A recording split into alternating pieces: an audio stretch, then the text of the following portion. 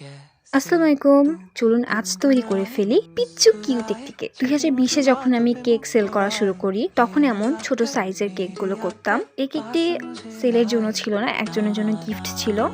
এবং দেখতেই পাচ্ছেন আমি এখানে চকো চিপস দিয়ে দিচ্ছি। আর সবথেকে বড় কথা, ঘন্টার কাজ যখন 3 মিনিটে কেউ দেখে ভাবে যে এটা বানানো অনেক বেশি ইজি, কাজগুলো অনেক বেশি ইজি, কিন্তু মোটেও না। যারা আসলে করে তারাই বোঝে যে কাজগুলো করতে কতটা যত্ন লাগে, কতটা কেয়ারফুলি করতে হয় সবকিছু। এবং যেহেতু এই সাইজের মোল্ড হয় না, তো আমি একটি কাপকেক করে নিয়েছিলাম এবং একটি কুকি কাটার দিয়ে আমার মন মতো সাইজের কেক বেসটা করে নিয়েছি।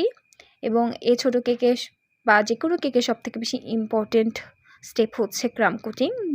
এবং ছোট কেকগুলোতে অবশ্যই ক্রাম কোটিং করতে হয়, না হলে ফিনিশিং ভালোভাবে হতে চায় না। আর প্রথমে আমি হোয়াইট কালারের ক্রিম দিয়ে ফুলগুলো করতে চেয়েছিলাম, কিন্তু আসলে হোয়াইট কালারটা ভালো লাগছিল না বা ফুটছিল না কেকে। এই জন্য পরে আমি হালকা পার্পল কালারের ক্রিম দিয়ে ফুলগুলো করে নিয়েছি। আর ব্রাশ দিয়ে আমি গ্লিটার দিয়ে দিচ্ছি, যাতে কেকটা দেখতে আরো অনেক বেশি সুন্দর আর কিউট লাগে। আর এখানে 2টা বল ছিল আমার কাছে, গোল্ডেন আর হোয়াইট, বাট কোনটা দিব আমি বুঝতে পারছিলাম না। পরে ভাবলাম যে গোল্ডেন কালারটাই মানাবে ভালো। আর নর্মালি কেকটা বোর্ডের ওপর দেখে বোঝা যাচ্ছে না, কিন্তু আমি যখন হাতে নিব তখন আপনারা বুঝতে পারবেন যে কেকটা কতটা পিচ্চু এবং কিউট। এবং কেকটার ওয়েট ছিল মোটামুটি 65 গ্রামের মতো। আর যার জন্য কেকটি ছিল তাইও কিছু কিউট কিউট ছবি পাঠিয়েছে, এই তো। এবং আপনাদের কাছে কেমন লেগেছে জানাবেন সবাই। আল্লাহ হাফেজ।